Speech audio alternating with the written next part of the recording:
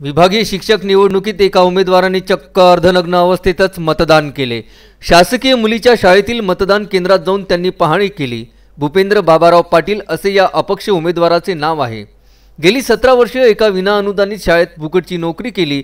आतापर्यंत समस्या सुटली नसल्याने त्यांनी या निवडणुकीत स्वतः अर्धनग्न अवस्थेत अर्ज दाखल करून प्रचार केला असल्याचं त्यांनी सांगितलं। मतदानाच्या दिवशी सुद्धा अपक्ष शिक्षक उमेदवार पाटील हे अर्धनग्न अवस्थेत मतदान केंद्र परिसरात दिसून आले। जर निवडून आलो तर विधिमंडळ मध्ये देखील अर्धनग्न अवस्थेतच काम करील असा निर्धार पाटील यांनी घेतला। पाटील यांच्या अर्धनग्न अवस्थेत मतदान केंद्रात आल्याने सर्वत्र चर्चेचा विषय झाला आहे।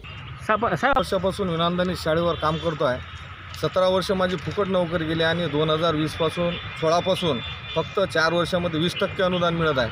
त्या निषेधार्थ मी शर्ट काढून बनेनवर 12 तारखेला उमेदवारी अर्ज दाखल केला आणि त्यानंतर लग्न समारंभ वगैरे सगळ्या ठिकाणी मी असाच शर्ट काढून बनेनवर फिरत आहे की आमची मागणी आहे की आमच्या विनाअनुदानित शिक्षकांना 100% अनुदान आणि जुनी पेन्शन योजना लागू करावी, यासाठी मी माझी उमेदवारी अर्ज दाखल केली होती। काय नाव आपलं? भूपेंद्र बाबाराव पाटील।